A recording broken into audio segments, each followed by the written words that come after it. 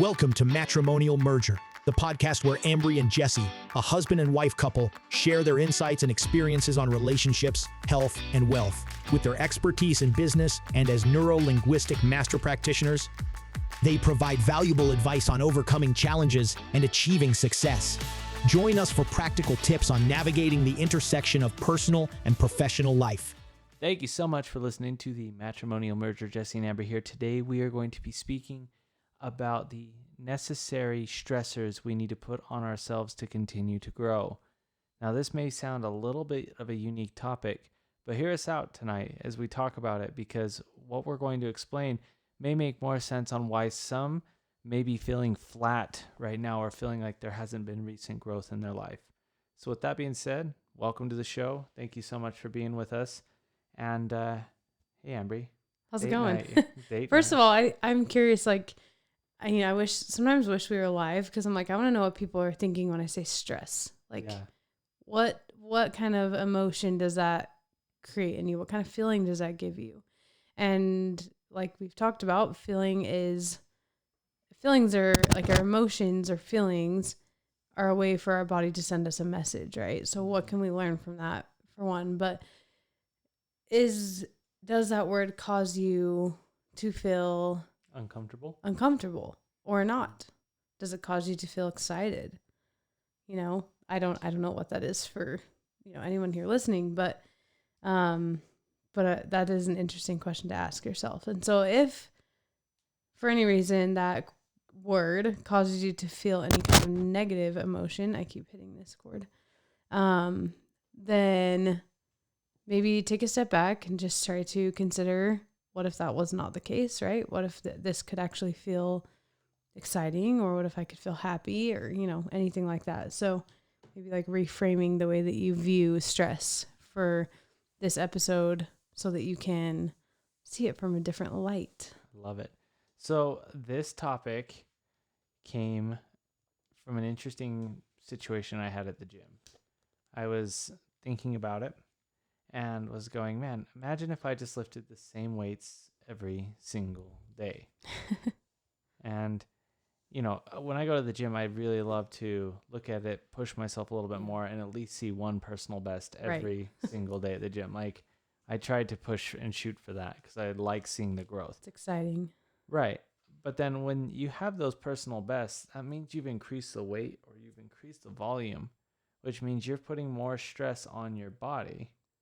But ultimately, that stress is causing you what? To get stronger, right? And so I started thinking about it. What if I just lifted the same weights every single day and never put any additional stress on my body? Mm-hmm. And obviously, the answer came to my mind of like, okay, those weights would still get lighter over time, but if everything stayed the same, you would never progress. You would never start to see any results or start to see more strength or muscle growth, because it would just be the same. Yeah. I mean, I would get really bored. Oh yeah. I'd be like, I'm done with this. Me too. Even if just my lifts were the exact same every week, right? Same lifts, same weight, like it would be like, oh, okay. And like repetition in certain things is awesome, because I do like being able to like measure my progress. Yeah. It's like my coach will change up my workouts a little bit here and there, like every few weeks. But then there's always like a few core workouts that are the same, and then that cycle back in. So I can always kind of know where I'm at, know where I'm improving, and how maybe I'm lifting 5 pounds heavier this time than I was last time or whatever. But yeah, I would get super bored. I would too. Otherwise. And I started to think about this a little bit more and say, where are the stressors, or where are the lack of the stressors in our life for growth? Like, what have we not considered? Are we going on the same vacations? Are we doing the same things every single year? The same style of holidays, the same style of, family get-togethers? Mm-hmm. Or are we adding a little bit of uniqueness or a stressor in a positive way to help us grow? And it was interesting. I remember texting you saying we needed to plan a massive vacation that really stretches us both neurologically, of like, whoa, stretches that worthiness. Are we worthy of having that? Also stretching us financially to help us break through that next level. Yeah.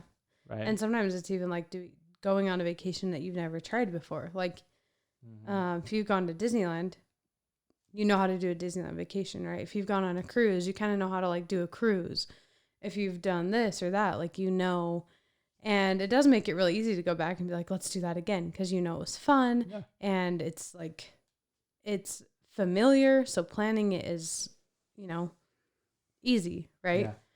Whereas like sometimes planning a vacation where it's like somewhere you've never been, things you've never experienced, it's like, at least for me, like there's so much unknown there that I'm like, oh, okay, like what do I pick? Like which hotel's the best? Where do we, you know, all these things, and that can feel uncomfortable sometimes for some people. It reminds me when we decided to make a trip down to Scottsdale. Instead of flying and doing what we've typically done, we decided to drive, and we drove through the night, and that was hilarious. Like some of the funniest moments, right? Like we saw all sorts of animals on the road, and like we were laughing about some of like the crazy things we were seeing.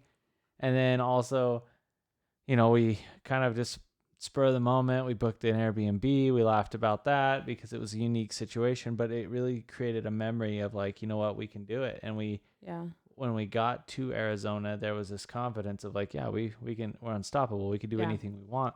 And then when we got home, it was like, yeah, we did that. And that was different. But it added an additional layer of stress and things for us that we never really considered.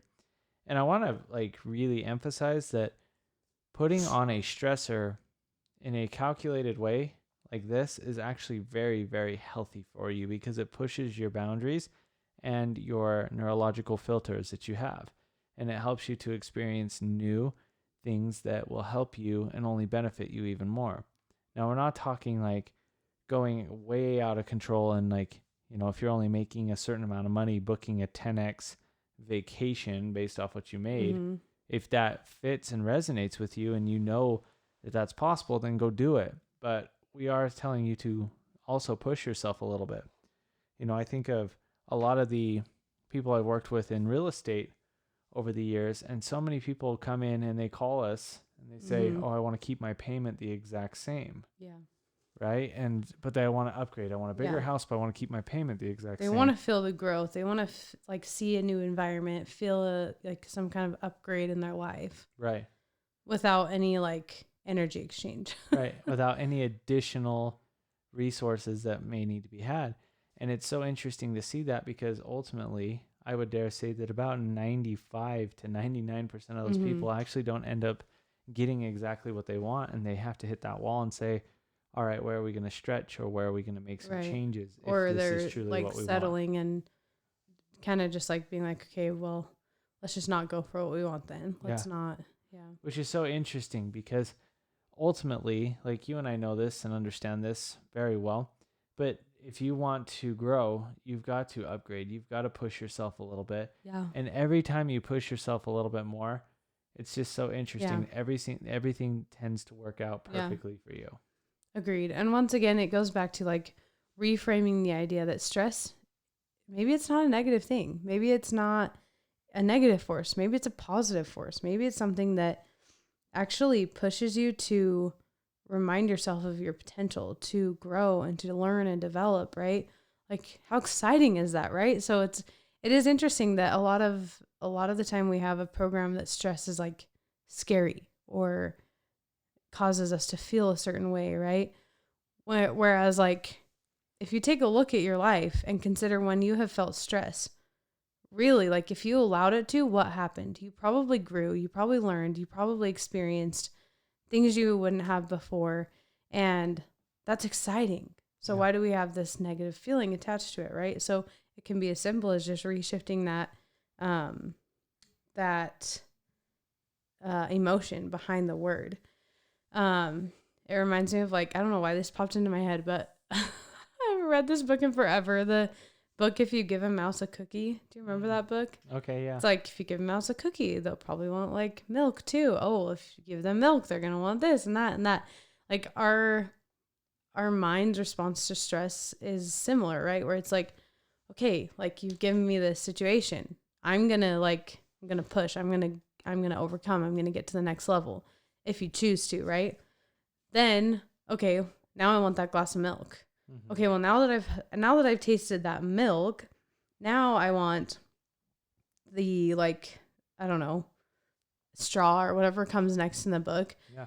Okay, well, now that I see that I can drink this milk out of a straw, now I want like a napkin so I can wipe my face, like, right? So your mind, I know it's such a random comparison, but just like this mouse that had a cookie and now wants to experience the next thing, wants to know like what's next in this sequence, what else can I experience?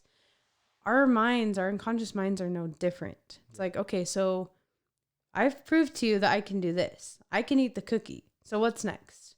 And if we allow ourselves to lean into that and to give those positive stressors, then we only allow our minds to do that work for us, that we, sometimes you don't even have to think about it.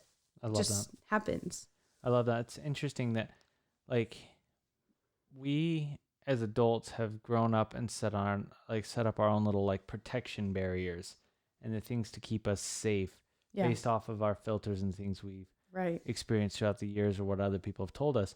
But if you think about a little child, I mean, our daughter in the last month has learned to ride a bike, has upgraded in her environment for gymnastics, has cut her hair. She's done all this astronomical growth so quickly and rapidly that if you were to actually take that growth and put it into an adult form, everyone would look at this adult and be like, holy you made all these changes in your life. Yeah. That's so true. It would be such a shock. Yeah. But for our little girl, it's natural. So natural for her to just boom, boom, boom.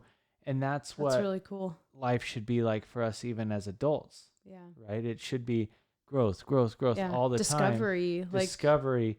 And whoa, that's I didn't know I could do that. I didn't know I could do a cartwheel that well. Right. What can I do next? Yeah. Right. That's cool. And then having that confidence nonstop that just continues to go. And what's so interesting is whatever point in our life, there's this like, all right, I'm not going to try this anymore based off of the experiences I have.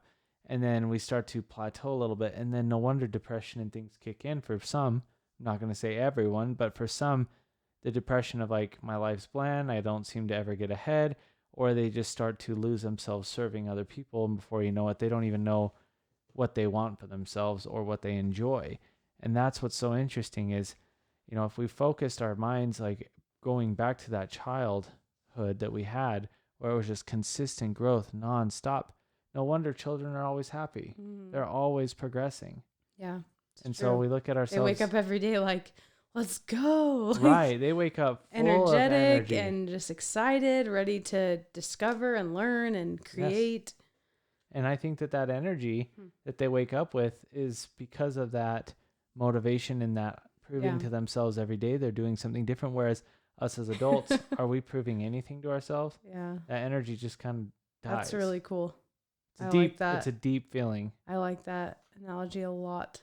And it makes me really start to go back and say, what can I do? Where can I push the boundaries? Because we put these filters on of money or time or all these other things. But realistically, if we just tuned into the unconscious mind and where it's leading us and pushing our boundaries, saying things maybe we wouldn't typically say, or expressing ourselves in a new way and showing ourselves it's possible.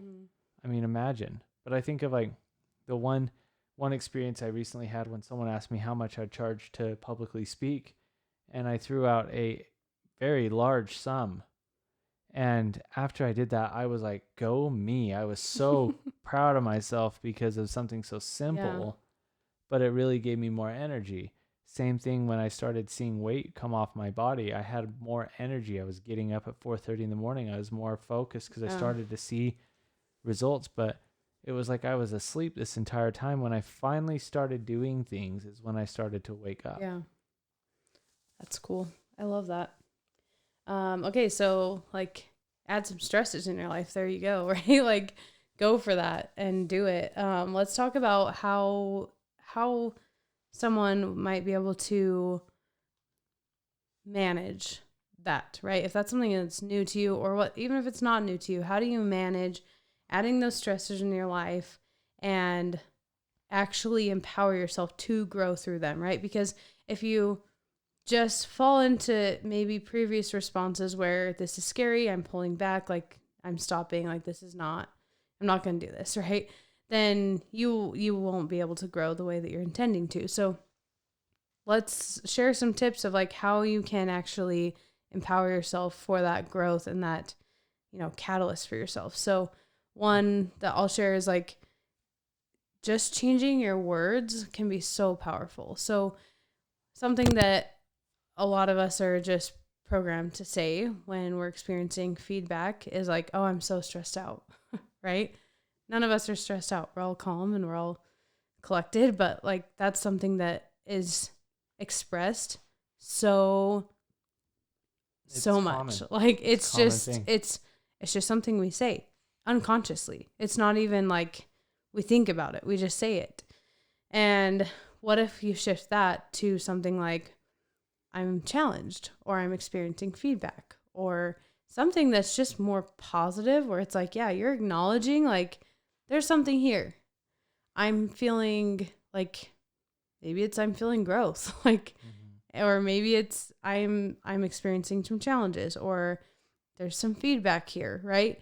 But just shifting the words, first how you feel about stress in general, but also shifting those like subconscious responses to something that helps you go towards what it is you're trying to achieve. I love that. I was going to say, for me, the thing that continues to sit on my mind, and it's probably because we need to go on a vacation pretty soon, but is challenging yourself, right? Like giving yourself an opportunity within a vacation.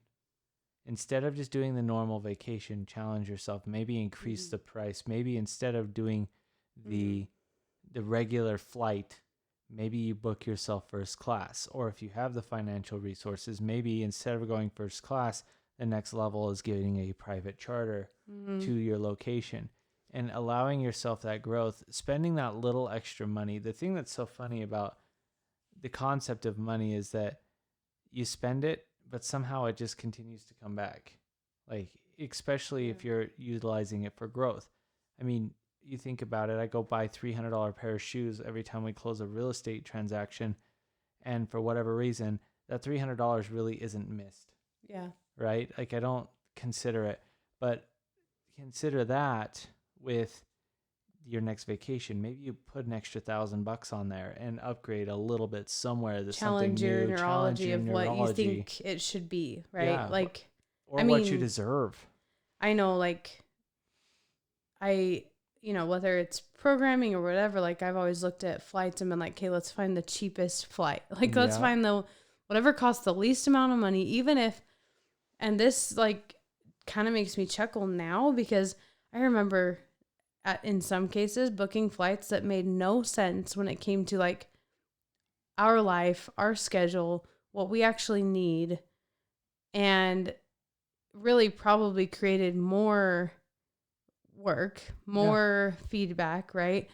But it was $100 less. So it's worth all of that. Like, right. It's worth waking up at 1 a.m, getting no sleep, whatever, right? Food poisoning in Denver, throwing up. Yeah, I get it. Yes. Oh my gosh, that one. But then it's like now, I mean, some situations maybe have changed a little bit, but I'm like, it would be worth $100 to me to not wake up at 1 a.m, throw off my life in a way that isn't necessary, right? Like if I can be rested on my game, that is so much more worth it to me. Yeah. So, but sometimes it takes challenging that neurology and trying something new to actually realize and step into that like next level or next version of yourself that's like, oh, okay, we can actually make this happen. Yeah. And like you said, maybe because of that, you experience something you wouldn't have otherwise. Maybe you attract more business, more abundance into your life just by living that way and not living in a mindset of like scarcity. Yeah. I'm going to chunk up a little bit, I think, in this situation. If you're on a flight at 1 a.m. because you're trying to save $100, chances are everyone else on that flight is in the same mindset. So you're literally putting yourself That's a good point. Your environment is your mirror. Yeah, like you're literally putting yourself in the exact same environment of a bunch of people that are trying to penny pinch, which I'm not saying is bad. And I get in some cases you may need to. Yeah. Well, and sometimes it may be like there are reasons why, right? Like, Sure. I'm not saying don't ever take a flight like that or whatever, but if this is something that could be a stressor in your life to create catalysts for growth, like these are some tips of how to do it. Absolutely. Yeah. And it doesn't have to be But massive. that's really funny. Like the environment, you're literally creating. Yeah, you're creating an like, environment that's yeah. very similar to all the other stuff. But, you know, once again, I'm not saying that that's wrong, but what I would say is that as you consider the environment that you're in, maybe that extra $100 meets or puts you in front of the very person you need to And you meet. go make $50,000. Yeah, maybe you make more money because of that environment shift. Now, And the way you feel, like yes. it's also, there's so much power in the way that you make yourself feel based on your environment and what you're doing for yourself. So 100%. like, I know for me, like when when I have to get up at 1 a.m, I'm already like, I'm grumpy. Mm-hmm. Sure, I can choose to not be grumpy. I can choose to make the best of it, but I'm still like, I'm tired. I'm not firing on all cylinders. I'm not my best self. Sure. At that time of day. I love to be asleep at 1 a.m. I'm not going to comment on this. You're not going to agree nor disagree. I'm just going to let you sit here and say what you need to say. Also, never mind. We won't go into that. I'll just say Travel Jesse at one point in our life was a very stressed out version of Jesse. Yes. And so me trying to deal with that feedback at 1 a.m. is also a combination of like just tiredness, stress, like all these emotions. And it's like, we literally chose that. We created it. You're right. And, you know, that's a choice. You're right. Anyways, visualization too. Yeah. Visualization is a great tool to use. I mean, back, like one of our first few episodes, I can't remember which one, we talk about the what if versus the what if, right? Mm-hmm. I think a lot of times that it's really easy to consider like, okay, well, what if I fail? What if something goes wrong? What if I don't get what I want? What if, and you start thinking of everything that could go wrong. What if instead you consider everything that could actually go right? What's the best that could happen? What is it going to look like when you do succeed? And when you do that very thing that you have put this stressor in your life for you to achieve, right? So absolutely visualize it. See the outcome that you want. Because a lot of times, like when you experience negative feedback, you had already created that in your mind and assumed or created that would happen. And so it's what happens. Yep. So shift that to the opposite, to the positive outcome. Yeah. And it's okay to close your eyes for a moment and actually see in your mind what that situation could be for you. And even if you're feeling like anxious or you're feeling all of this stress in your life in that moment, it's okay to close your eyes and say, what do I want instead? Right. Yeah. And replace that emotion instantly. Yeah. And then allow yourself to visualize. We are very, very good, and we've been gifted the opportunity to see into the future through visualization. And if we can do that in the negative, then we can definitely do it in the positive. But it takes that mental switch to say, you know what, I'm going to try to see this in the most positive win-win outcome for me possible. And by doing it that way, you can go into it feeling a lot better. Yeah. Right. Agreed. And then also remembering that like failure is maybe not even a thing, right? Failure is just feedback. Failure is the opportunity to grow and learn from, you know, challenges or mistakes. A podcast I listened to recently, the lady that started the company Freshly Picked, I think her name's Susan Peterson. Don't quote me on that, but she talks about like advice that she gives someone who's starting from the bottom, right? Starting a business. She's like, go be really bad at it. And it's so interesting because it's like, wait, what? Like, go be bad at it? But what I get from that is like that when you experience feedback that could be viewed as failure or whatever, like that is giving you so much messaging of what to do next, right? If you allow it to, it's literally giving you your next steps and your path and the things that you need to adjust and change. So why do we often see it as such a negative thing when it's really like, boom, we just put a giant like yellow highlighter on all the things that you need to adjust. And so I thought that was interesting because I'm like, that's just basically another way of reframing failure as feedback instead. Yeah, absolutely. And not thinking about it, just going in and just as a child, right? Being as a kid, learning to ride their bike. Don't overthink it. You just tell them, hey, you're going to pedal. I'm going to hold on to the bike. And then before you know it, they're going off. Don't overthink it. In fact, try to allow yourself not to think at all. Most of these professional athletes or these professionals in their work and their job, they don't sit there and stress out and think about all the negativity and all the things that could go wrong. They don't think about that. They just react in that moment and take control.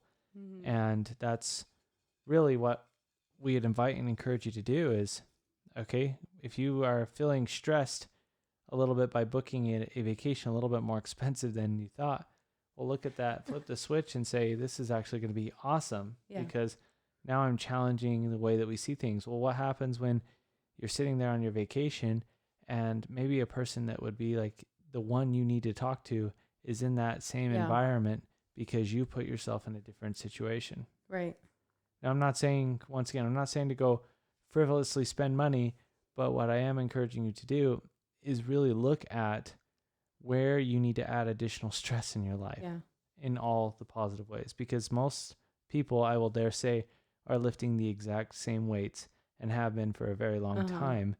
And then they wonder why they're so tired and they wonder why they're not seeing any growth or why their life is stagnant. Nothing in their external environment is changing. Well, it's because internally you're not changing anything. There's nothing there to push your neurology. Yeah, exactly. And I mean, honestly, think about this too. The more you push your neurology and the things you believe, the higher values you start to create for yourself.